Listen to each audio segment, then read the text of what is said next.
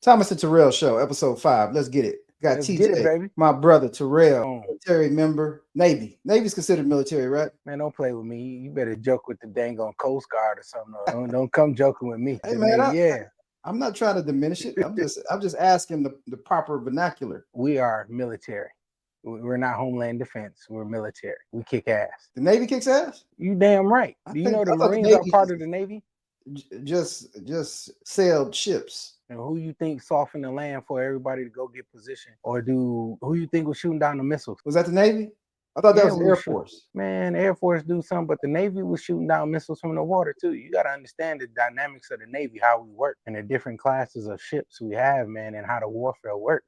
Mhm. So you got subs that deal with all the underwater warfare. Then you got your aircraft carriers that carry the aircraft and the crew that can shoot steel guns and a couple missiles. Then you're dealing with your amphib ships that can carry marines and aircraft and other vehicles. The trucks that shoot with their guns and missiles. You got destroyers that they stop. They used to call the devil's toy because they shoot torpedoes and missiles at the same time. And you got cruisers and frigates. Same thing, missiles and guns. So those are the ones that be shooting down everything and sending them off, softening the land targets in the meantime. So yeah, and the Marines are part of the Navy. The Marines are part of the Navy? Yeah, they'll tell you no, but the Marines are a product of the Navy, Department Well, of the Navy. well, I guess so. Marine means water. So, Yes. all right. All right. Okay. I have a little bit of college, so I figured that out. Well, good. Reading is fundamental. Hooked on phonics work for us.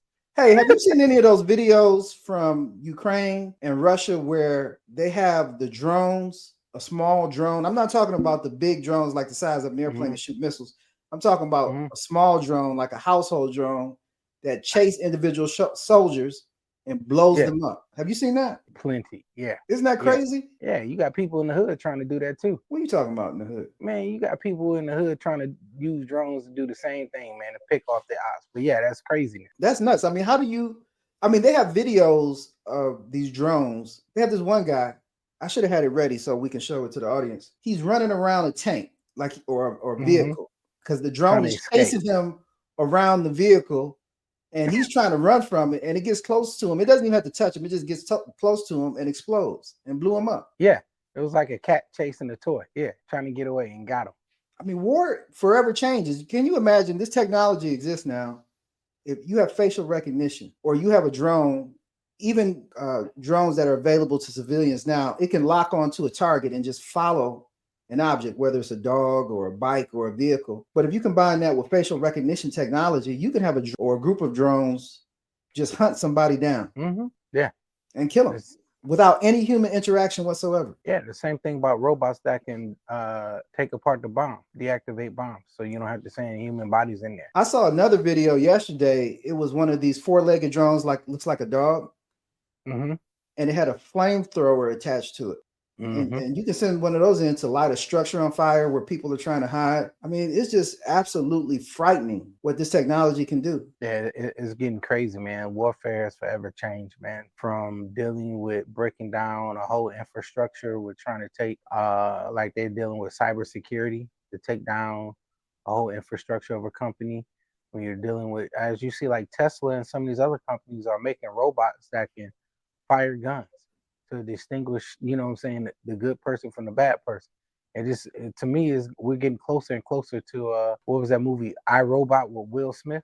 Mm. So just the world like in a society like I Robot, man, and that's pretty damn scary. You know what's even scarier than that? Terminator. Yeah, yeah, especially the one that was melting and coming back Oh yeah, together. that was Terminator 2. Yeah, yeah, yeah. That was crazy. As if So Terminator 1 wasn't scary enough. exactly. So I just unfortunately, man, the world is going to forever change, especially with AI. Talking about AI, it was Mark Cuban was talking about how AI is forever changing the workforce, and a lot of the jobs we have now, man, we won't have because robots and AI will be taking over. So if you're an accountant, your days are numbered on how long your services, how much longer your services are needed. You're dealing with the like assembly lines, people in the factories. Man, even McDonald's workers, if you flipping burgers and all that stuff, man, they got robots that's flipping burgers and making these sandwiches now too. It's just a matter of time. Oh yeah. Oh yeah. And it's not just that. It's heck, I'm a lawyer. And I mean, with the artificial intelligence, we already have tools for us as lawyers utilizing AI to do relatively simple tasks. Of course, writing letters, but now you have AI drafting briefs, and I'm letting a few trade secrets out now. Drafting contracts. Wow. Some of the research tools that we have, it just makes it a lot easier to do legal research. I would imagine that it's only a matter of time before some judges just ask AI, if you have two parties, a plaintiff and defendant, and they're arguing about some legal issue, a judge or the court staff can just ask AI who should win. Why not? You know, everybody's overworked. Every court that I know has too many cases and the staff is overworked. Most lawyers I know, they're overworked and everybody's looking for a shortcut. And I don't mean that in a negative way. It's just you have a lot of work, you're looking for a more efficient way to do it. And if AI is there, you know, I mean, I think you're going to have some lawyers losing their jobs or being replaced because lawyers just don't go to court and argue cases. I mean, we have to do a lot of legal research. We have to go through. I had a case a couple of days ago where my opponent sent me 10,000 pages of documents that I had to use to prepare for a deposition. I mean, 10,000 tactics to make sure you don't know and you won't probably read through everything. Yeah, they play those games and they shuffled and everything is out of order. But AI helps me sort through the documents. There used to be law firms used to hire their first year associates that they would hire right out of law school. Their job simply was to go through documents and to do that tedious work of going through files, going through documents, summarizing depositions, summarizing medical records. Well, they don't have to do that anymore because you have computers doing it. So in the legal field, I know AI and technology has already replaced a lot of workers. And man, and that's crazy that we are even talking about an aspect of law that AI is taking over. I mean, what's next? Are they going to be taking over as police officers? Yeah. You know, dealing with that. And that's crazy, you know, to think that a computer can decide your fate if you're going to go to jail or not. Or, you know. Like RoboCop? Yeah, you know, you're under arrest. No, like that is absolutely mind-blowing, man. That a lot of these movies that we thought were like so far in the future, like the Jetsons and all that stuff, oh man, you know, we had never lived to see that. That's really out there. It's becoming, we were getting closer and closer to those type of things being a reality. A lot of those things have already become a reality if you look at it. Oh, no doubt. I know Detroit has license plate readers, and most municipalities, of course, the big cities do.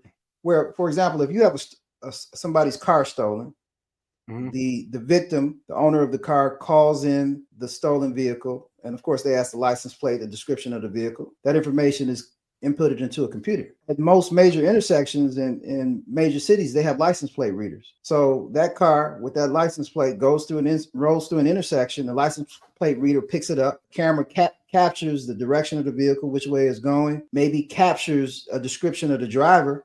The police is a couple blocks away down the street. They get notification of this vehicle. So you have technology already helping the police. I know in Detroit, there's ShotSpotter, which is just a series of microphones on towers and that can pinpoint within several houses where a gunshot comes from and dispatch police to that location. Oh, wow.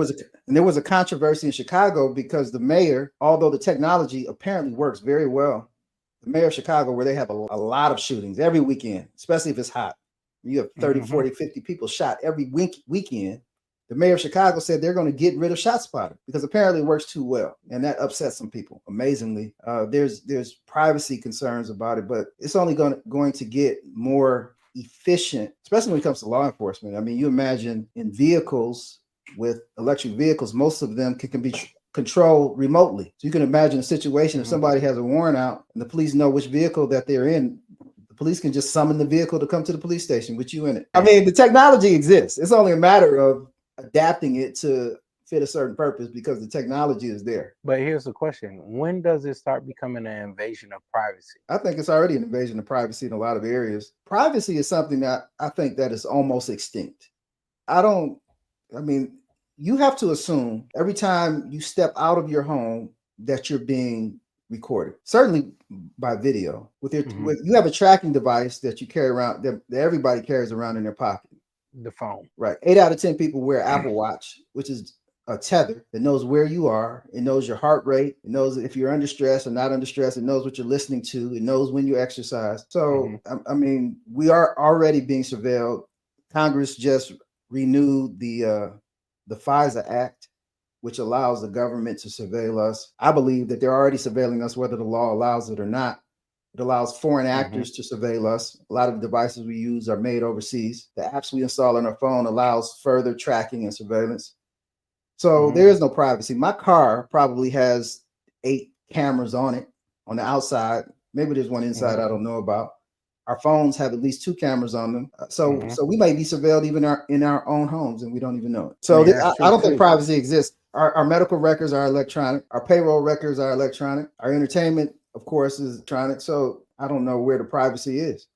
I mean that's true, because at the same time you got like video doorbells and, you know what I'm saying, the cameras that everybody puts onto their homes and their office buildings and everything. So yeah, and then dash cams that everybody's then putting into their cars, and then you had like before, what was it, GoPros that everybody were using, and that's what it came from the military for, you know, taping interactions and in firefights to, you know, decipher like what's really going on out there on the battlefield. And you know, if it was a case of they were saying not unjustified kill in the field, okay, they use that video as part of the investigation. Hence, you have body cams on the police officers now that can be turned on or off. But yeah, this is really getting out of control, man, with this stuff. And the crazy part is they govern us, but who's governing them? Nobody. They're supposed to serve us. In this country, the government and our representatives are supposed to serve us, but they have it twisted. I think they believe we exist for their benefit. They're getting rich.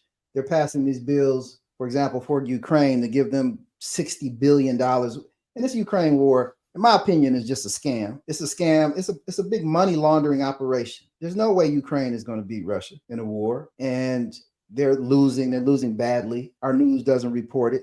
Where's this $60 billion going? I've seen videos from Ukraine. They're partying. You have people who work for the government driving Rolls Royces and Bentleys. We don't know where this money is going.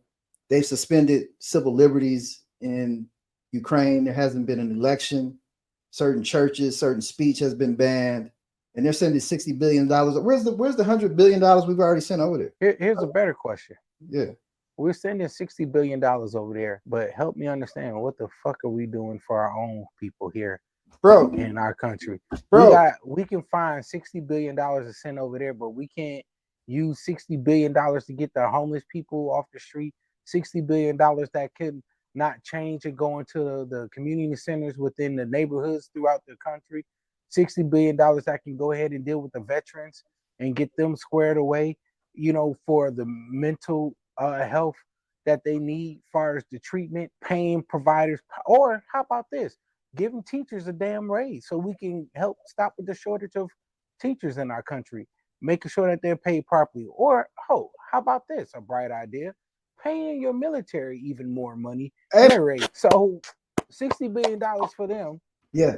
But what do we get? We got to scratch and fight for our people to get an extra $2. When we have inflation that is going on over here, and you're talking about gas prices that are higher, you're talking about milk being higher, you're talking about eggs that used to cost less than $3 now costing almost 10. So what are we doing? It used to be like, hey, if you want to eat healthy, it costs you more. Now the unhealthy stuff is just as expensive as the healthy stuff.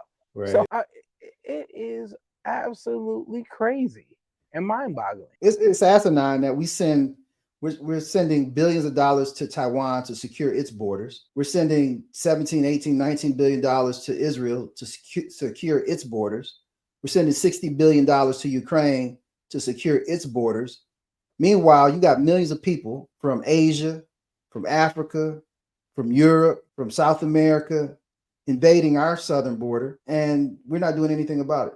Our border is unsecure, and we're securing everybody else's border. Well, you know, the thing is that we're the land of milk and honey and opportunity, where you can come from anywhere in the world and be successful, live what is called the American dream, except for if you're from Haiti or a lot of other black nations. You're scrutinized, you know, but you're not scrutinized. The Haitians are coming across at one point, like everybody else. They were sending them right back to Haiti. you know, and now, yeah, you're coming. But the thing is, we're sending money to all the wrong things. We want to be, as what they said back then, Captain Save a Ho. We trying to save everybody but ourselves. Right. We take care of everybody else but our homeland. And at some point in time, we're gonna get caught with our drawers down if we're not careful, and we Also, can't afford to do. it's only a matter of time. It's going to You know, happen. There are going to be consequences. There's going to be consequences for having disorderly immigration. Listen, United States immigration is great, but have orderly immigration. There are people who wait in line for years and years and years to become United States citizens, and they have to take a test, and they learn about civics. They learn about how the government works. They learn to have an appreciation for this country, and they have to take a test, and they're sworn in. I've been down in federal court, downtown Detroit, when they have the swearing in operations. And for the people and the families of the people who are new citizen candidates, it's an exciting time. It's like they're going to a wedding. They dress up, they put on a suit, they put on a tie, they take photographs. It's the only time they allow cameras in the federal court building for that limited purpose, to go in there and to be sworn in as a United States citizen. And it's a momentous occasion. But all of that is cheapened. I mean, these people hire lawyers, they hire immigration lawyers. It's a process, it's something to celebrate. And you got millions of people who just walk across the border and are given gifts when they arrive. They're put up in luxury hotels, they're given phones, they're given cash stipends. They get things that United States citizens don't get. You're absolutely right. I'm trying to understand how they getting all of this stuff. And hell, when you're born in the United States, you don't get nothing but a hospital bill. But you walk over into this country from a different country, you get all type of tax breaks. You get a monthly stipend, like you said, and you get free healthcare. But if you're a citizen of this country, you can't. It's hard to get decent healthcare. You have Obamacare, but shoot, stuff is getting expensive. You still got people without healthcare that can't afford proper treatment. So at the same time, what are we doing? Where's our priorities are not in line. We should be taking care of our own people first before we could take care of somebody else. And that's the thing. We could barely take care of our own people, but we want to tell other people how to take care of their people. And we say, give them to us. Amen. We're going to run dry. You know what? I was watching the news this week when United States House passed the aid bill for Ukraine and Israel. But the big dog, the people who got the most money in that legislation was Ukraine.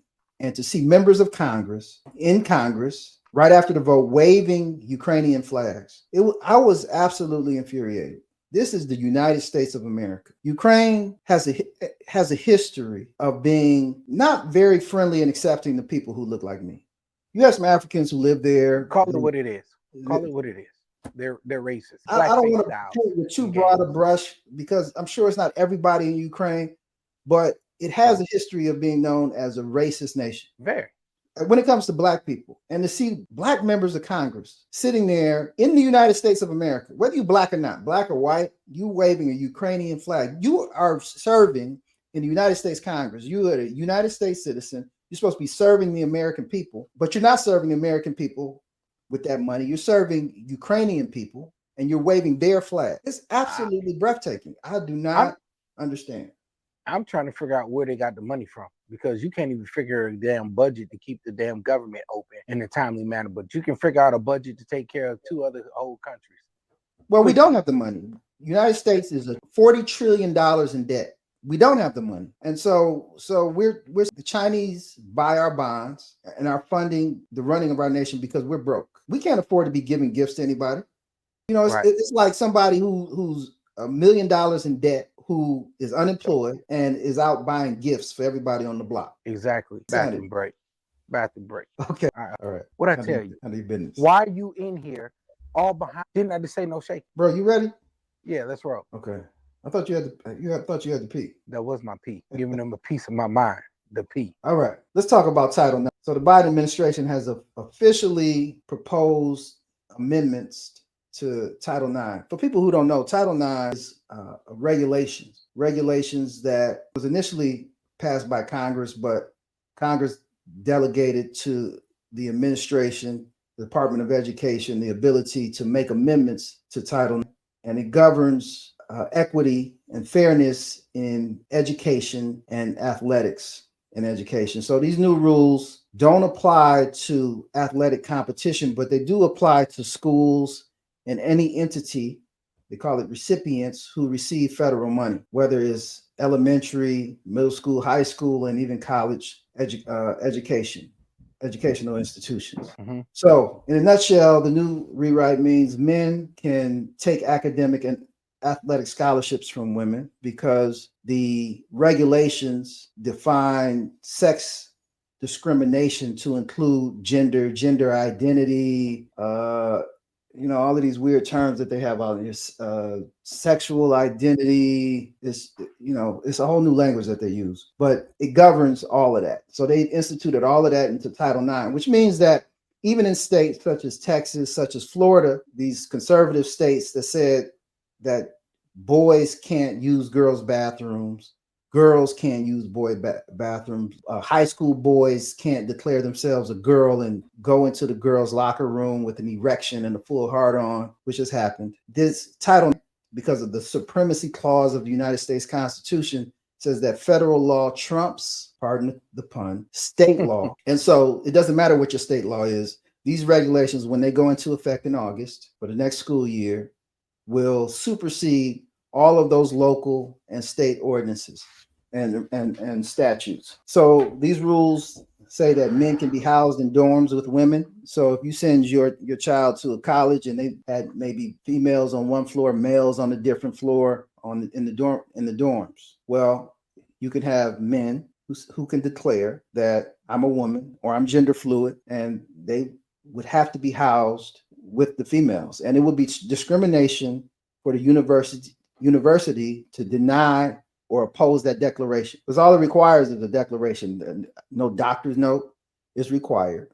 No test for being genuine is required. And some people would argue, even if you had a test to determine somebody's sincerity, that shouldn't be enough, because some people have what's called gender dysphoria, which used to be described as some type of mental illness, but apparently it's not that anymore. Students and faculty must compel their speech by requiring the use of preferred pronouns. So not only do these regulations govern the conduct of the school and the school administrators, but also the teachers and the students, because it will become illegal the school to allow what they call a hostile educational environment. So while the regulations claims to honor constitutional protections for free speech, for example, if a kid knew little Johnny and grew up with little Johnny for 6 or 7 years, it was his day one, and Johnny decides that he wants to be Johnetta, then all his friends will have to call him Johnetta. If he wants to be called a girl, they'll have to do it, or those students will get in trouble. So not only does the kid who's playing pretend get to say whatever he or she wants to say, everybody around them has to play along, or they get in trouble. Man, look. These regulations say that boys have to be allowed in the girls' restroom and vice versa. Let me get a little deeper into this for you and read what some of these regulations say and how. But hold on. Before you get even deeper, you know what I find? It's not even freaking amusing, hilarious. It's not even funny. What I find to be a slap in the face is that they put a federal decree out there that we must acknowledge these people, but we couldn't even be freaking acknowledged as a damn man or a human being as black people. We've been fighting to be called just a human being, and it ain't against the law to call us a nigger, a monkey, none of that stuff. But we got to sit here and deal with a fool that sit up here and say, "Oh, I want to be a woman," and take away scholarships and from females, naturally born females. You don't see the women that's trying to transition take stuff from them, getting stuff for men's scholarships. Let me read to you what this a part of this these regulations say. Title IX prohibits all sex discrimination, including gender identity discrimination, in federally funded education programs and activities. And that students experience sex-based harm that violates Title IX when a recipient recipient is the school, bars them from accessing sex-separate facilities or activities consistent with their gender identity. That means once a student declares, not in conjunction with his parents or her parents, just the student, the 6-year-old, the 5-year-old comes to school and says, "I'm a girl today," then the school has to accommodate this student's declaration. That student can come to school the next day and say, I'm a boy today. The regulations also address people who are non-binary. And the regulations on multiple occasions, whether it comes to transgender or non-binary, refuses to define what those are. So what you're talking about are undefined terms, even in society. People make up these words every day, and trying to understand them is like a different language. The regulations, which is essentially a law. As lawyers, we learn that the law requires definitions. It requires specificity. You can't require somebody to comply with something that's not definite. If it's ambiguous, that's a reason for a court to strike down a law because it's unclear. You can't follow a law that's unclear. But these Title IX regulations imposes upon the thousands of school districts and schools in the United States to comply with accommodating people in these categories, but the categories and the terms are not defined. It doesn't define non-binary. And it expressly says we are not going to define these terms, figure it out. It is a disaster waiting to happen. I am glad that my kids are out of school. I have two sons. My middle son is about to graduate from college. His older brother graduated from college. Mm-hmm. I have a daughter who's still in high school. I'm glad she's almost done. And to be honest with you, I'm glad that she's in private school. And if she wasn't, I would consider homeschooling her. I will not sacrifice my kids to this insanity. And I am fortunate enough to have some options, but there's many people who don't. You pay your taxes so your kids can go to a publicly funded school, and these schools are going to be required to post these regulations. They're going to be required to comply with them, whether they like them or not. And what's most frustrating to me is that you have people of common sense and common decency who are against, in principle, these types of accommodations, but their political loyalty is stronger than the loyalty that they have to their own common sense, the fealty that they have to their own upbringing, and the obligation that they have to their own children, that they're not going to say anything because their jobs will frown upon them criticizing this because it's unpopular, meaning the opposite, opposing these types of regulations are unpopular. Well, you know what? My thing is that you have to stand for what's right. And America, for us to be built on, say, a biblical basis of saying, in God we trust, man, we're starting to do the total opposite of what God intended for man and woman and what the definition of man and woman is to be. And the state of America when it comes to society with what a family looks like, how to treat people. Man, you got so many mixed signals going on here, man. There's no wonder why so many people are confused, man. At this time, you really got to pray, man, because it's unfortunate with these kids. I'm fearful for my own kids. I got one daughter that's about to graduate high school to go into college. I got a son that graduated from Howard University. You know, thank God, you know, he graduated, but I'm afraid for the rest of my baby. And the mess that they got to hear and see, and I got to sit up here and explain. You know, I don't even want to have to sit here and explain why a dude walking around with lipstick and a full beard with eyelashes and the dress and makeup. That man. Yeah. And you know what I'm saying? To be in the bathroom and that, you know what I'm saying? And that walks in on my daughter. You know what I'm saying? To have to explain that. It's at some point, what do you do? For people to sit up there and be for the people? I understand that money talks, but it's like where do you really start fighting for the people and doing what's right? And then the next question would be, if Trump wins, do you see some of these laws that have been passed being reversed at some point during his presidency if he gets back in office? So let me address a few of the things that you said. That I think that a lot of people with this gender dysphoria and other problems that they have, they're searching for something. They're searching for peace. They're searching for comfort. These are people that are hurting and that they're confused. What you know is that you need guide rails in your life. You need a governing set of principles which guide your conduct, which gives you that peace that you're looking for. And the word of God, the Bible, is that guidepost for you, for me, and a lot of other people. And so all of the stuff that the world is searching for, this peace, this comfort, this acceptance, this love that they're searching for, is contained in that book. But the book has been demonized. So not everybody uses the Bible as the governing principle for their lives. And this is the United States of America, and that's okay. You don't have to be Christian, Mm-hmm. but the problem is that when you're searching for things, you latch on to things that might not be healthy, that might Mm-hmm. not be good. But it doesn't require the Bible. What you have is thousands of years of history. You have biology. You have science. Men can get pregnant. Women don't have testicles. I mean, that was common sense before 10 years ago or 5 years ago when we started all of this nonsense with the pronouns and things like that. You have a set of people in this country, and it's growing, who pound the table about science, believe the science, accept the science.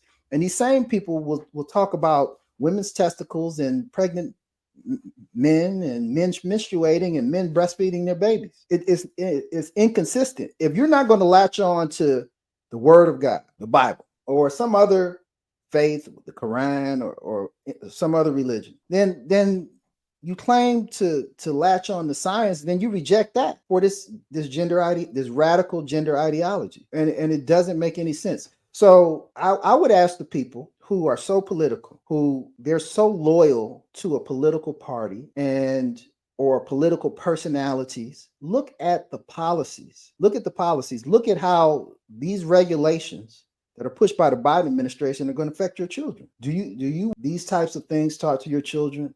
Do you believe that men and women are different? Do you believe that boys and girls are different? Do you believe that adolescent boys should be in the bathroom with your daughters? If you do, you're a fool. And I'll just say that I try to use neutral terms, but these types of rules, these regulations are putting children in harm's way. We haven't even gotten to the athletics yet. When you have girls who's who work hard for years and years and years, they go to practice. They're a swimmer. They go to practice before class starts. They're up at 4 a.m. getting into a cold pool and swimming for hours, and they go and take a shower and they go to class. And after class, they go back to swim practice, and they travel all over the country. And their parents spend thousands of dollars. And they do this for years and years and years.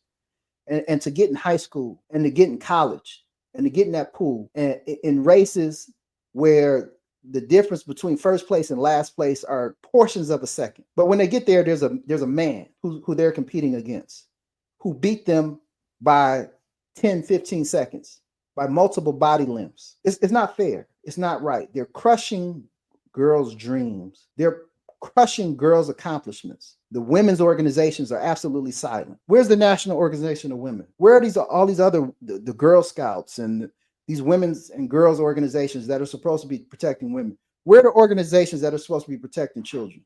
Where are the parents? They've sold out to a political ideology.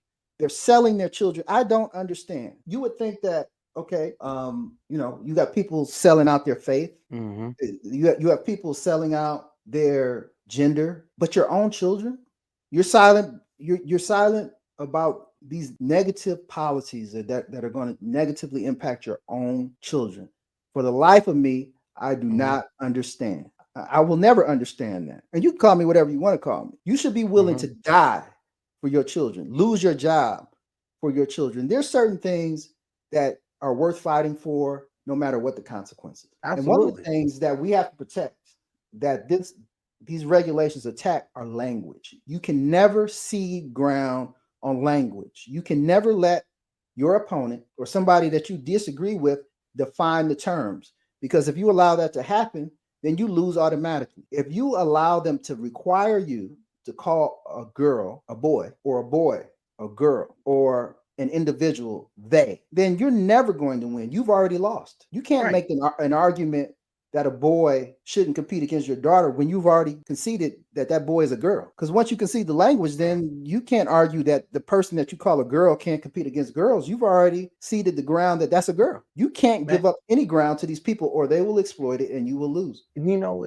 to me, it's amazing how much progress and ground that community has gained over, just say, the last 10 years. Now, granted, there have been homosexuals, in society for God knows how long.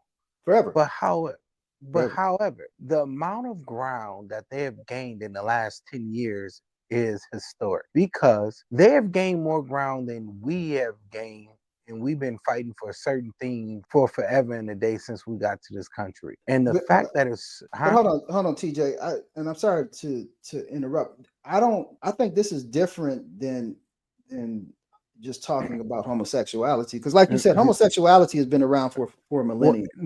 no, I agree, but what I'm talking about is how, when I say is historic, you've been able to change the thought process and a mindset of so many people, and that, like you said, is so dangerous, so dangerous. And the fact that you've been putting out so much garbage, in my opinion, this is my personal opinion, garbage, because you're putting and forcing things out there that are not true. You have men out there to argue with women about having a period. We get periods. Are you serious? Dude, you don't get period. Women get period. So you sitting up here arguing about a woman about being a woman. Who's more of a woman? It's not adding up. You want to be something that you're not so bad. And like you said, you're not happy with yourself. And you're sitting here pushing all these new rules and laws out here and regulations that if I don't call you or them or us, I'm in trouble. Why? Let me tell you a story. There was, when my daughter finished eighth grade, we were trying to figure out, or as she was approaching the end of eighth grade, we were trying to figure out what high school we were going to send her to. And I don't know why we had such a hard time, but we visited a lot of schools, toured schools, went to meetings. So this was during the pandemic. So there was an online presentation by this one school, and the school, from all outward appearances, was perfect. Geographically, it was close to our house. It was a private school. The education was top notch. But as far as private schools go, it wasn't expensive. So I said, man, this is perfect. They had a beautiful campus, safe. The students seemed like it was a nice group of students. So I'm watching the presentation. The principal comes on. It was a man, and we watching the video, and he had a beard and was well spoken. He gave his presentation, but I noticed he had his pronouns on the screen for him, like a Zoom screen. I said, "Oh, well, okay. I mean, you're a man. It says he, him. Didn't need the pronouns. I can see." The next presentation was the vice principal, I believe. It was a lady, and she was clearly a woman. And she gave her presentation. She had her pronouns, she, her. And the next person was the director of education or some title like that. And her hair was purple. Now, you know where I'm going with this, right? Half of it was shaved off on the side. And she was well spoken. The pronouns they, them. I would just roll my eyes. And I knew at that moment, my daughter's not going to this school. Here's this person, the director of education, and she's using plural pronouns, and she's an individual. I don't care what her sexual orientation is. She could have been a swinger, a trisexual. She didn't have to be a bisexual. She could have been a trisexual. I would not care. That's your life, your lifestyle. When you go home, sleep with whoever or however many people you want to. But come to school and do your job. You can't be the director of education and you misusing pronouns. That's insane. That, I mean, no. And this is the person that you decide to put up front. Yeah, that's for, good. For this presentation. I'm going to pay a lot of money, even though as far as private schools go, it wasn't a lot. I'm not paying money for that nonsense. I'm not against you and what you believe, but you're not going to teach my daughter that that type of conduct is acceptable. I'm just talking about the proper use of the English language. I'm not judging you or we didn't even get into the other part. That's insanity. I agree with you 1,000%. I agree with you. And there's no way I would send my kids to that mess anyway. You know, the crazy part is, for being in the military and you're dealing with transgenders and what they want to be called in that community and how it works. We had trainings on this. And one time I had a person tell me, it says, man, we're doing training on this stuff. Hell, why we don't do trainings on heterosexuals? Why we don't do training about, hell, if I like looking at the sky, does that mean I gotta have training on if I like that? Or people that want the animals and all that stuff. He was like, we don't do training on that, but they want to do training on this. Why is it so important? And at the end of the day, I was like, man, I really don't have an answer to give you besides it's the policy that the Navy's going by that we have to do. And when I say that, I'm looking at the policy that America has put out to the rest of the nation that we have to follow on this. And we really don't have an explanation on why it's enforced, because it makes no sense whatsoever.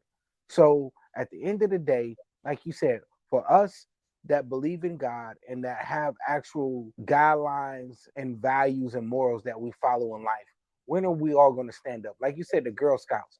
You have more women speak up about when a woman gets hit, or more people speak up about a dog that has been, as they've seen, being tortured, than you do about this mess. The Girl Scouts are too busy accepting this mess, and the Boy Scouts are too busy accepting the girls and everything else to say to be included.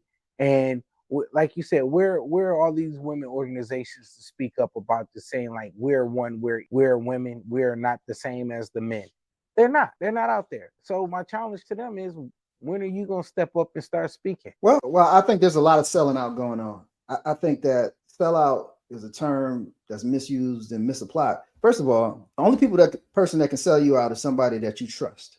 Somebody that you, Clarence Thomas, for example. Clarence Thomas didn't sell out the black community. Black community always knew who Clarence Thomas was. The black community never accepted Clarence Thomas. So Clarence Thomas couldn't sell out the black community because Clarence Thomas was never embraced by the black community. The only person that can sell you out is somebody that you accept and that you trust. And a lot of the people that we embrace, that we look to for guidance, that we look to for protection, that's supposed to be looking out for us, they're selling us out. Some of our pastors, our political leaders, the people who say they down for us, they wear kente cloth and dashikis and throw up the black fist. For women, they wear the pussy hats that they wear at the Women's March. And they say all of the right things, but they do none of the right things to protect their constituency. And so they're leaving these girls hanging, leaving these boys hanging.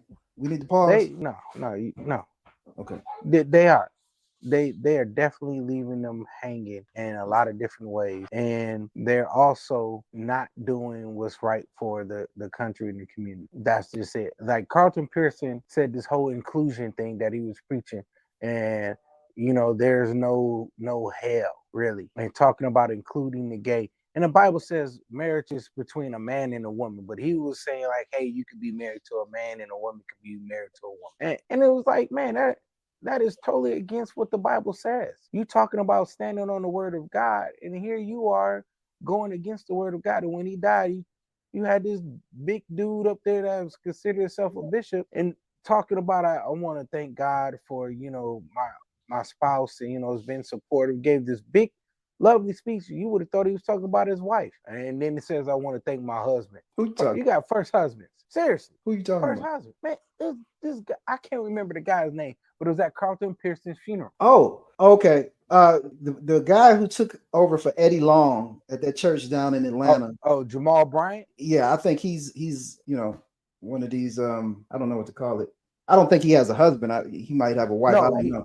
No, he's divorced. He had an ex-wife. His wife is on one of them Real Wives of the whatever. His ex-wife is on one of them shows, right? But the guy I'm talking about is some other church.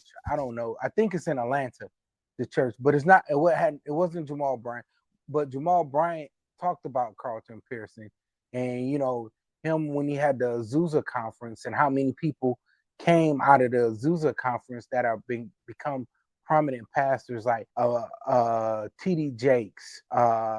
You had Miles Monroe, a couple other people that come through the ranks, through the Azusa, Ron Parsley, all these guys.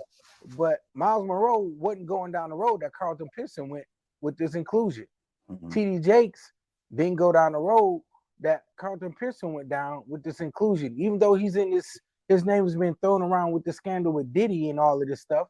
He's innocent until proven guilty. So you can't say that. But Jamal Bryant became very controversial. One of the things he said was dealing with he has all this land that the church has, and he was talking about teaching black people about farming, agriculture, and talked about growing weed on the church property, and people went up into an uproar. And he was like, man, you got to reach these people where they are, but really grow weed? Teach about farming. You're not going to teach them how to grow greens, potatoes, tomatoes, green beans and stuff where you're talking about sustaining yourself, but you want to teach them how to grow weed as teaching them agriculture. Make it make sense, bro. Make it make sense. Well, you're absolutely right.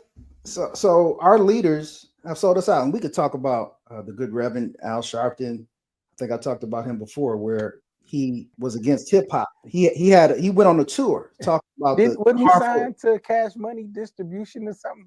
I don't know about that, but Well, he went on the tour. This was in I forgot when he went on that tour talking about the harmful lyrics, hip hop lyrics. But then he got hired by MSNBC, who paid him a lot of money. Well, MSNBC also the company that owns MSNBC, NBC, also owns what? Universal Records, and also owns Interscope Records, home of Death Row, and Cash Money. I don't know about Cash Money. They might distribute Or, their records, but a lot of rappers. Okay, so Mhm. so Al Sharpton's employer, his boss, is the one who's distributing all these harmful records. They're not going to allow their employee to go around bad mouthing their lyrics, talking about killing black people and selling drugs and using the N word. Al Sharpton all of a sudden got silent, but he still had the trust of the black community. You want to talk about the definition of sellout? Look at Al Sharpton. Calling What you do you out, say? Reverend Al. I'm talking about you. So when it comes to these girls who are losing opportunities, scholarships, boys, if you have a losing girls team, all you got to do is go out and get a couple boys. If you're a unsuccessful coach and you've been an unsuccessful coach with girls on your girls team, go out and get a couple boys. And then all of a sudden you'll have some notoriety. Your girls team, quote unquote, will be first. You'll no longer be in last place. You'll get some notoriety. You might get a promotion, and so it's a prime opportunity for a lot of people. And who's out to protect those girls? Their parents are sold out. The women's organizations have sold out. The schools are powerless, even if you disagree, to do anything about it. And people still vote the same way because they don't like the personality of the person on the other side. So let me ask you this: What? You say that Al Sharpton. Would you say Ben Crump is a sellout? Ben Crump is an attorney who's representing his client. I would hesitate to call. I haven't seen anything from Ben Crump to indicate that he's a sellout. Ben Crump identifies people who are injured, or the people identify him, and he's an attorney that gets results. So, no, I wouldn't say that. I would say he's an opportunist. But I mean, in order to be in business, you have to be an opportunist. If you want to sell hamburgers, you got to go where people want hamburgers. That's an opportunity. If you're a plaintiff's attorney who helps people who have been harmed by the wrongful conduct of the police, then you go help those people. So Ben Crump is doing his job. Now, listen, there's a symbiotic relationship between Al Sharpton and Ben Crump, because when those people have access.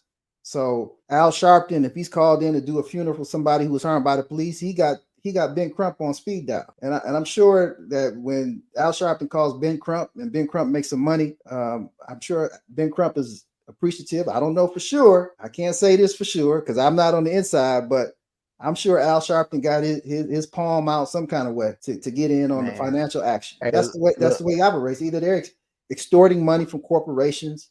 I mean, how did he get his job at MSNBC? Shoot, man, like this. Maybe it was to keep him silent about talking about rap lyrics. So you have these people who are trying to enrich themselves and willing to sell out their own people in order to do it. I know these rap lyrics are harmful, and I was gonna talk about it, but if you pay me some money, I'll be quiet. If you give me a show, I'll be quiet about it.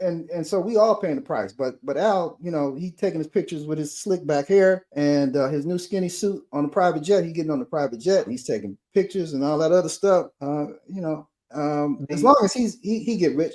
You look at what happened to this with Kaepernick and the NFL boycott.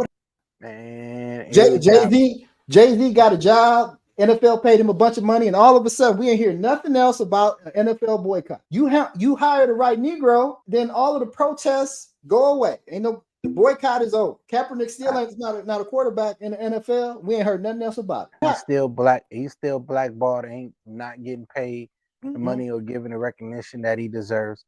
But here's another one. Do you think Ben Carson is a sellout? No, I don't think Ben Carson is a sellout. I don't think Ben Carson. How did Ben Carson sell out? Growing up as a young man in high school and in college, I couldn't hear enough about Ben Carson. Everybody in Detroit talked about Ben Carson. Ben Carson from Detroit. Ben Carson. Heart surgeon, somebody's surgeon. No, it was brain surgeon. Pediatric brain surgeon. Ben Carson. I mean, he was in all of the books and posters, Black History Month. We couldn't hear enough about Ben Carson because of his medical knowledge and the pioneering things that he did in medicine. Then he decided to get into politics. It's not like he became a bad doctor. I believe he was retired from medicine. So no, he was still doing.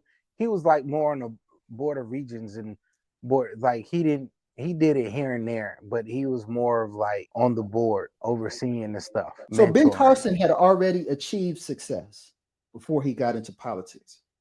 Mhm. He didn't switch sides. He didn't turn his back on somebody that he was helping. He was true to who he was the whole time. Maybe he was more vocal about it, but he didn't change. So no, I don't see Mhm. Ben Carson as a sellout. I think a lot of people in the black community view him as a sellout because he has a different political view than 95% of black people, which they're all on the same side, one political side. Because he happens to be on a different side, they call him a sellout. Okay.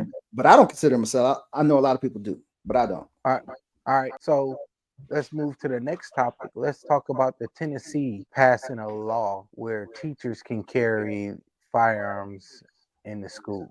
Hold on, but I want to back up for a second. Do you consider Ben Carson a sellout? You know what? At one point I did, but as I got more educated on things, my opinion changed. So I don't think that he's a sellout. I think that Ben Carson is misunderstood in the black community in a lot of ways. And one part of it is a lot of people don't understand the thought process outside the thems. What were you really achieving? And what you have to understand, people in different tax brackets have different agendas than those that are in lower tax brackets. Things what's important to them is not important to you. But overall, he has done so much for the black community as far as exposing them to the medical field and to the city, and then showing that a person that literally had a learning disability at one point overcame it and can achieve the one of the highest levels of education and professionalism by being a neurosurgeon, and then getting into one of the hardest programs, John Hopkins, being a world-renowned surgeon. No, I don't think he's a sellout. I had to educate myself and understand the thought process to understand where he was coming from, to better understand the big picture. All right. So since we down that road, let me throw out some other names to you: Clarence Thomas, Sellout. Tim Scott, Oh Lord, God knows, sellout. Condoleezza Rice. No. Little known fact about Condoleezza Rice. If people really do their research on Condoleezza Rice, that church that got bombed in Alabama and those little girls died, that's the city where she's from, and she lost a friend. One of those little girls were she knew those little girls, and she coming from that, getting an education, fighting the good fight through that time, and coming through the ranks in a political world and what she stands for. If you sit and read up on her policies and things that she stands for, she's not a sellout. I forget the name of the deputy governor or the lieutenant governor of the state where you live, Virginia. It's a black woman. What's her name? Her name escapes me. Do you know who I'm talking about? Man, I'm not gonna lie. Hell, no, I don't. Okay. No, So I imagine you don't have an opinion about her. no, I don't, because I don't know her. Okay. And I think she's of Jamaican descent, but she's a Republican. Okay. All right. So you brought up the topic of in Tennessee, they recently passed legislation. I don't know if the governor has signed it yet, but at least the Tennessee legislature has a statute that allows teachers to carry guns in the classroom. And the statute requires that a teacher who is allowed to carry a gun has to first undergo 40 hours of training on the proper use of and the safe use of that firearm. There may be some other requirements. So It I'm not is. It is. you know what those other requirements are? So other requirements were the 40, you said the 40 hours. They have to go through a psych evaluation. From the psych evaluation, it had to be cleared by not just the principal of the school, but like the school board, like the superintendent, and by the sheriff department, the sheriff to be cleared. And it was some other, it was like another stipulation as well. You go through the background check, the mental screening to deem you mentally fit, the 40 hours of training that you have to do, and it has to be like a tactical training extent as well. So it was like a few things. It's not like, oh, I got my CCW, I can carry concealed, and yeah, you can carry. The principal has to approve it, the school superintendent, and the sheriff. So there's a bunch of legislatures in Tennessee, legislators who had some type of die-in where they lay down on the ground and start screaming and yelling in protest of this legislation. And then the wise one, Kamala Harris, came out and talked about this legislation and talked about how dangerous it is. So let me speak as the parent of 3 children who of course, all of those children went to school. I am in total support of this legislation, and I would gladly gladly send my kids. And in fact, I would feel better if my kids went to a school where the teachers, after significant training, I think 40 hours is significant. And I think the psych evaluations and all of that stuff is important. That would make me feel better about it. I would want to know how the guns are stored, whether they're on the teacher's person or whether they're locked up. And as long as I'm satisfied with those things, I would love for my kids to go to those schools, because Kamala Harris has very significant security protection. She has Secret Service protection. And the people who protect her have what to protect her? It's not nightsticks and flashlights. They have guns, and they have a lot of guns, and they have big guns. Okay, her celebrity friends, when she's hanging out with Glorilla and all these other people, the rappers that she like hanging out with, they have security too, and their security have guns. But our children, the ones that we profess to love the most vulnerable among us, are the ones that we treat the worst, from the womb to the tomb. They get the least amount of protection. They get the least amount of regard. Why shouldn't they have armed security? My children are very valuable to me. They're more valuable to me than Kamala Harris is. I'm paying for her protection. How come my kids can't have the same protection when they go to school? So I'm in total support of that. Yeah, they could be harmed by a gun. And what's ironic to me is that Kamala Harris she's playing Sexy Red for college students at the official vice president's residence, and she's rapping about killing niggas. She's hanging out with Glorilla at the White House, and she's rapping about doing drive-bys and selling drugs and killing niggas. But you have teachers who want to undergo training to protect themselves and protect their students from being gunned down like dogs in the street. If some maniac was to come into school and she has a problem with it, give me a break. My issue is people talk about guns and, oh, we need to get rid of these big guns and guns in general. Guns aren't the problem. If you lay a gun on the table, the gun ain't killing nobody. It takes a person to operate that gun in order for it to work. And so the problem is not the gun. The problem is the person that's operating the gun and where they are mentally and what their true intentions are. If you want to say that, man, more people are killed by cars than are guns. You don't tell them you stop having people driving cars, stop building cars, this and that. You don't do that. What was your solution? Your solution was penalize that person. You ain't penalizing everybody. You're penalizing that person that caused that. Cars are still being built. Car companies are still making mad money. You're not trying to penalize them. It's a big machinery being operated by a human being. A car doesn't kill anybody just sitting there by itself. It doesn't. It takes a person to operate it. The same thing with the firearm. If you're trained properly, if you're going through the psych evaluation and you have multiple levels of authority approving of this person to carry this weapon, I'm like you. I'm all for it because I want my kids to come back home. I don't want my kids to be a pawn out here, a sitting duck getting picked off by some little lunatic out here that has a firearm, and everybody else, they're just going to become victims waiting on cops to get to the place and come up with a plan. Bro, there are almost 400 million guns in the United States, more guns than people. Your little stupid gun control rules about quote unquote assault weapons are not going to stop gun violence, quote unquote gun violence. Most murders with guns are used by pistols, are the guns that are used. So why are we talking about AR-15s and AK-47s? Very few gun crimes are committed with those guns relative to pistols.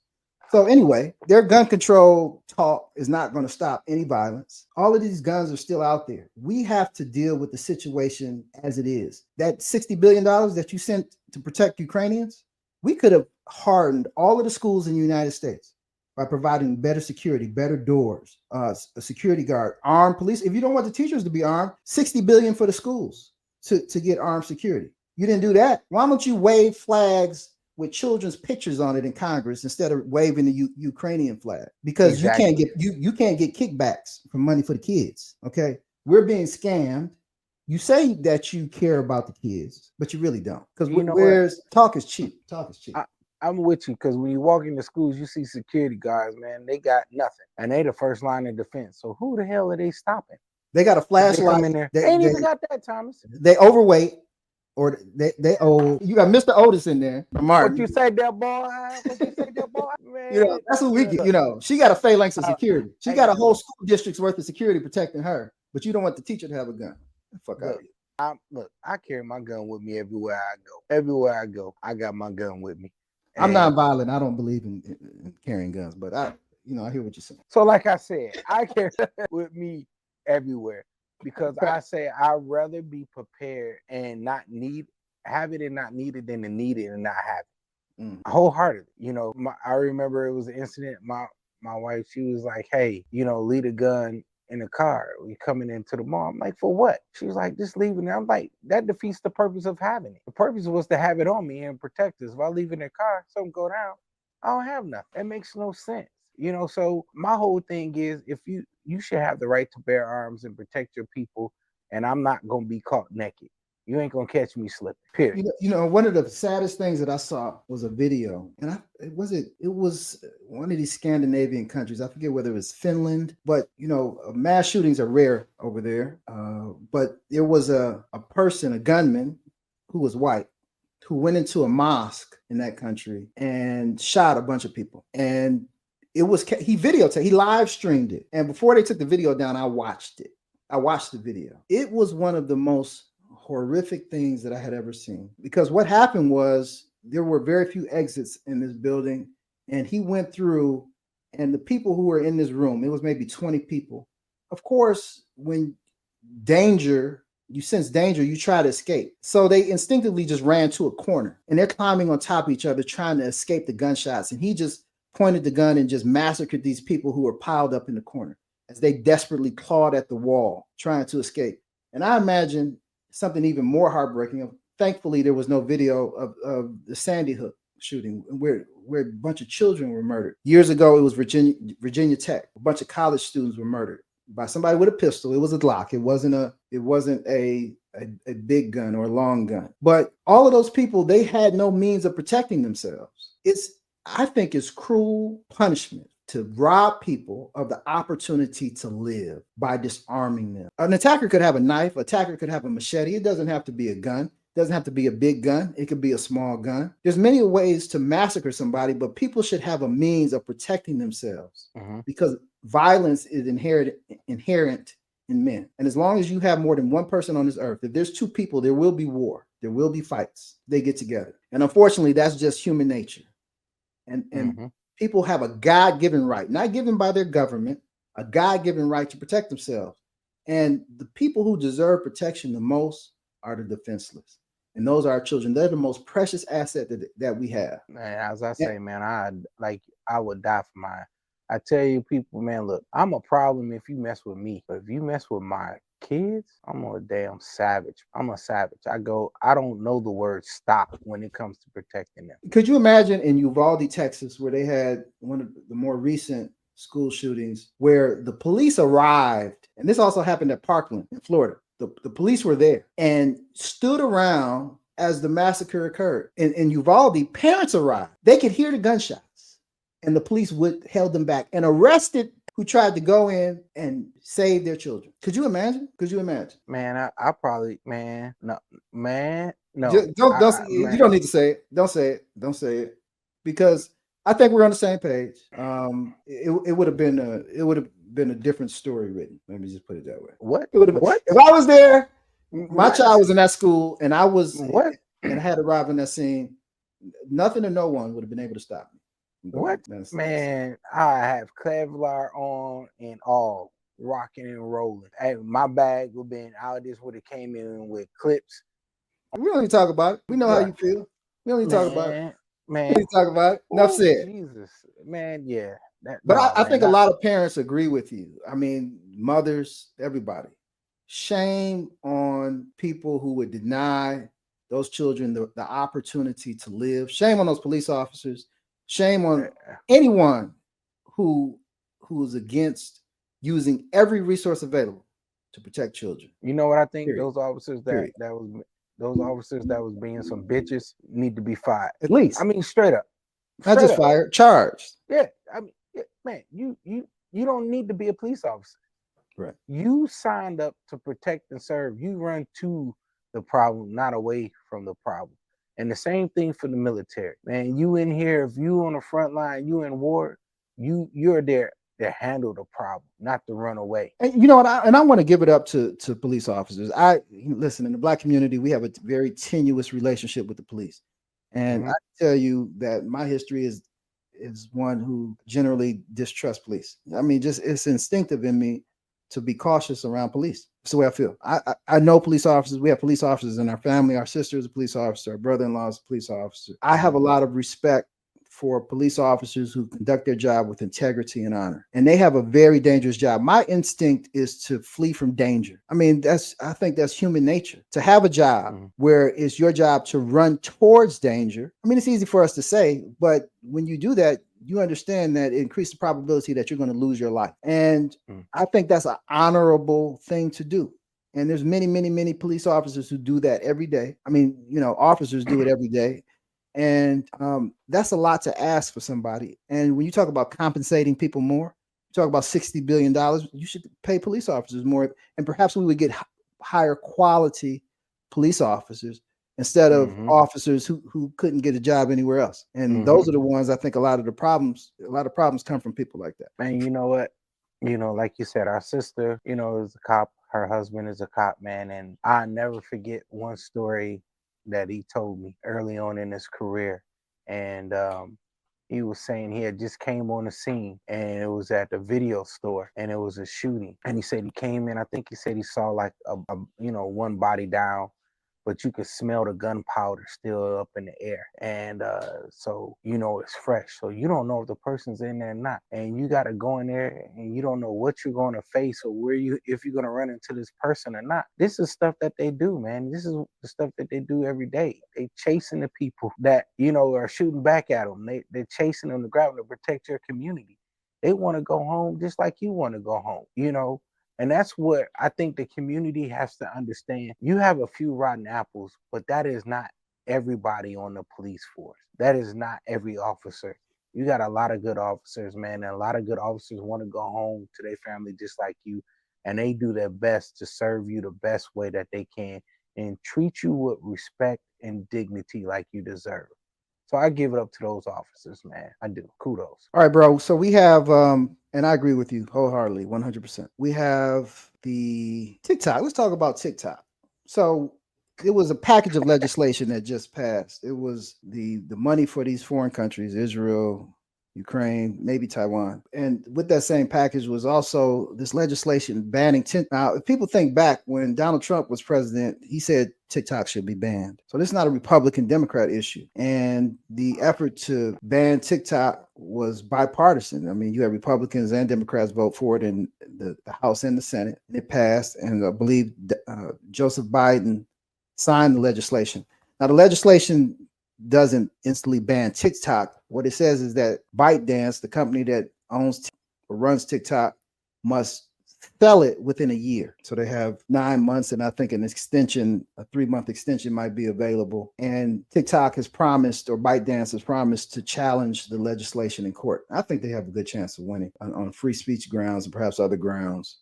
So TikTok is still around. If you use TikTok, it's still there. And I was kind of agnostic about TikTok, but then I started using it, and it is addictive and it's entertaining. The algorithm figures out what you like and gives it to you, plus some stuff that you could never expect, and you end up liking some different type of stuff. I mean, people dancing and singing and comedy and all types of videos.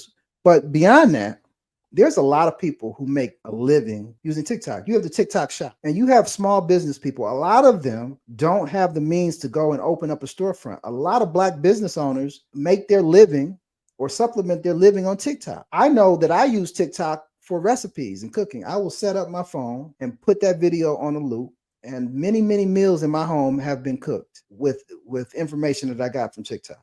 A lot What you of the cook? yesterday I made Alfredo, pasta Alfredo with salmon and shrimp. It was excellent, but that was from one of the first video TikTok videos that I had seen and saved. This is about the second or third time that I made that dish. So I mean, whether you're into gardening or auto repair or nutrition or cooking or fishing, I mean, there's a video on TikTok on it. They're short form videos, a little bit easier to get to than say YouTube, and it's a resource. Now I understand that there's problems with security and whatnot, but I don't trust Congress. I don't Mm-hmm. trust the politicians who claim that they represent us. I think Instagram and Facebook are co-opted and controlled. They're too compliant with government actors and political actors who want to control what we say, how we say it, and what we consume. I think those government actors are unhappy with X, formerly known as Twitter, because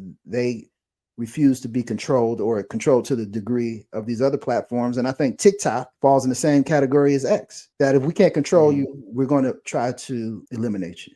And I think that's more so of what's going on than these alleged security reasons, because there's features on your phone where you can stop any monitoring going on if it's going on. You can control whether TikTok has access to your microphone, it has access to your camera, whether it has access to your photographs. You can control that access.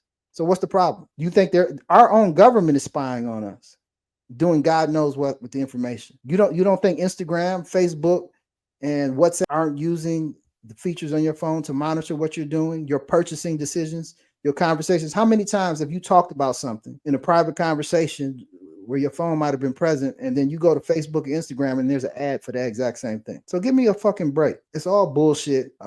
Our government, the things our own government do to us is worse than anything that China has done, or that our government has done it in cooperation with China. All of these people work together. So I think it's all bullshit. I don't think it's going to be upheld, and I hope TikTok wins. Man, look, I knew it was big when I got my 28-year-olds talking about, did you know that TikTok got banned? And then my daughter goes, oh no, what am I gonna do? You don't even have TikTok. What do you mean, what are you gonna do?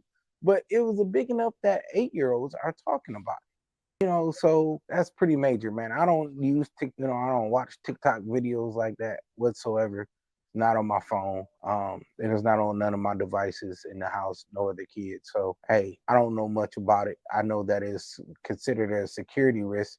So being in the military, you can't have that TikTok account on government phones or anything like that, or deal with that. So I just don't deal with it at all. Well, I think there's more than 100 million people in the United States who access TikTok. Do you think Joe Biden is going to pay a political price for trying to ban TikTok? For the younger generation, I'm probably. The older generation, probably not. But the younger generation, he probably will pay a price. His numbers probably will dip. And he runs ads. His campaign runs ads. TikTok. You talk about the irony of it. Give me a break. All right, so it's crazy.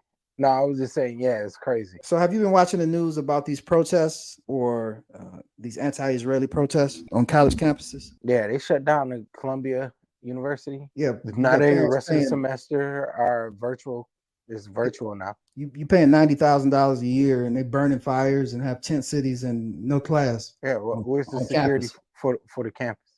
Where's campus security? Yeah, I haven't watched a lot of protest videos. I don't know what they're saying, but my impression is it's a lot of uninformed children or children like people who support Palestine, what they call Palestine. I mean, you have queers for Palestine and Jews for Palestine and Christians for Palestine and students for Palestine. And, how did this happen? And now it's everywhere. University of Texas, conservative states, Florida, University of Michigan, here where I am. They've set up a little tent city and protest. And you have all of these, what I think are just misinformed, malinformed young people. Man, look, I want to go. Are they protesting for the hostages to be released? Are they protesting what happened on October 7th with 1,200 innocent people in Jerusalem were massacred? You had babies burned and tortured, women raped in front of their husbands, in front of their children, breasts cut off. Just all types of savagery. No, hundreds of people kidnapped and dragged through tunnels. No protest about that. But no. Okay. So, man, I want to go and kick the tents down, man. I just want to walk through the tent city, start kicking tents down there, man.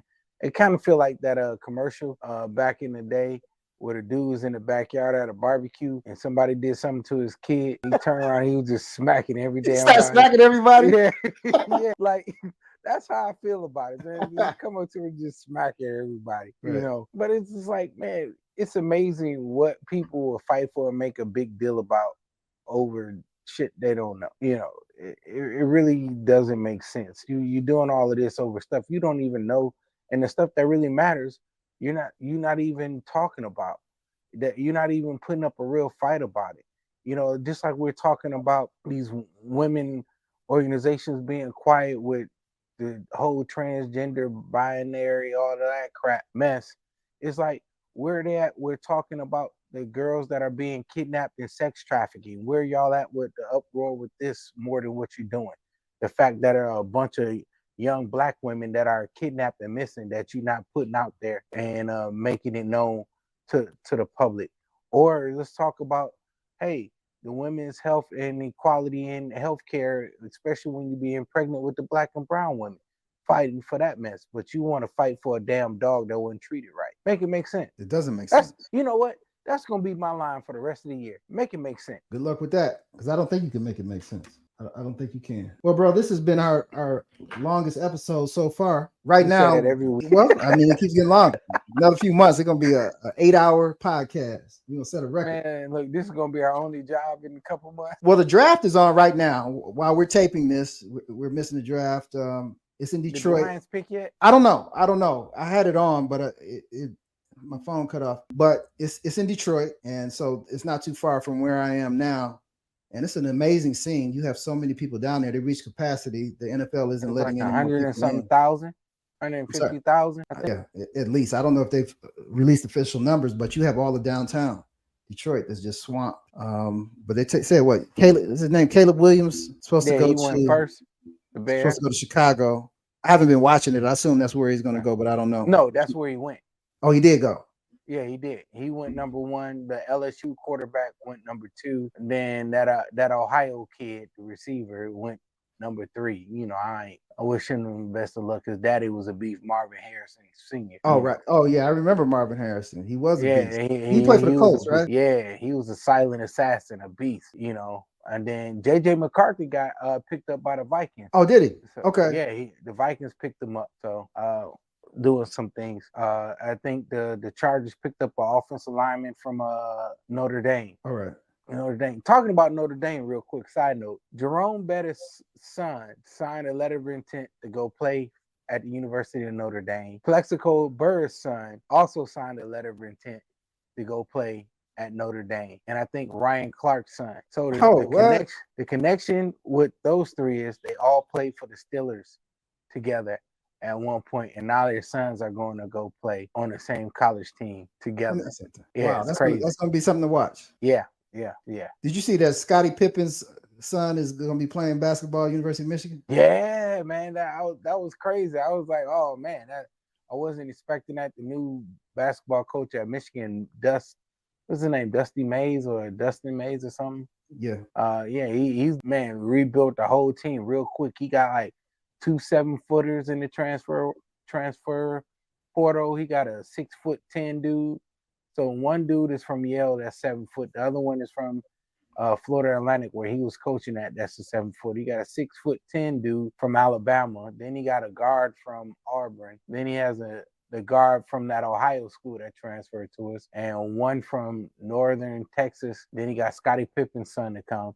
I think they're looking at bringing in another one or two in the transfer portal. Just rebuilt the whole team that lost everybody. Wow, that's quite a flame out by Juwan Howard, man. That's really sad. Yeah, man, and that hurt me to the core, man, to see him go out the way that he did, man. So I wish him the best of luck, though, man. He's a good guy, man. Hell of a player, forever etched in history at the University of Michigan, man. Being part of the Fab Five, there'll never be another crew like him. No doubt. What do you think about that huge Nike contract that Caitlin Clark got? It's like $20-something million. Yeah, what the fuck ever, man. Hey, listen. Let me tell you something. I mean, she's a bad chick. No, let me say this. I'm not taking away from her as a player whatsoever, because she's that deal. I ain't taking that away from her. The part that irritates me is the amount of attention she's got, and they didn't even win their national championship. She's getting more publicity Her team got invited to Saturday Night Live, but the national championship team didn't. No, the player, one of the top players from the national championship team, not even getting pumped like that. Then you had Reese out of LSU, you know, that she was putting down mad stats her whole career as well, but not getting no love really. And the fact of women's sports in general, the WNBA, man, the salaries need to change, man. They're getting severely underpaid for what they're doing. You got them playing overseas during the off season just to supplement a lifestyle. Did you hear what Kwame Brown talked about Gayle King? Oprah's friend Gayle King said that she was rooting for Caitlin Clark, and Kwame Brown went off on her. People went off on her, man. They called Gayle King a sellout. You know, I didn't see the interview, so I really can't speak on it. But I mean, if she did, man, you got to give Dawn Staley more credit and respect than that. You know, you can root for whoever you want to root for. So be it, you know. But Dawn Staley, congratulations. I mean, she's one hell of a coach. Oh, there's no doubt about it. I mean, it's quite an accomplishment to just go the whole season undefeated. What is over 2 or 3 seasons? She lost 2 games, 3 games. It's crazy. Yeah, man. Yeah, she turned that program around because she took it from nothing to what it is now, man. And she's a beast, and the players love her, man. The players love her. So she punked out on her answer with men playing in female sports, but I guess she wanted to keep her job, and so she said what she had to say. So I mean, she's not her own boss. You your own boss, so you have that freedom. Well, you know what? I think the time is coming where that can't be excuse anymore. The time is coming where we got to speak the truth, no matter what the consequences are. When our kids, when our children are at stake, you can't sell out your own kids. You got to speak up. You're right. That's part of my problem at work now. I don't bite my tongue. So yeah, hey, you know me, man. Hey, nah. All right, listen, for everybody watching, I want you to. We're on YouTube, so look up the Thomas and Terrell Show on YouTube. Please like and follow us. We're also on Facebook, and we're coming to TikTok soon. As long as TikTok is going to be around for the few months it might be around, we'll be on there. But please tell your friends about us. Follow us. Please comment below the video, and we look forward to seeing you next week. Love you, bro. All right, love you too, man. Appreciate you. See you later. All right.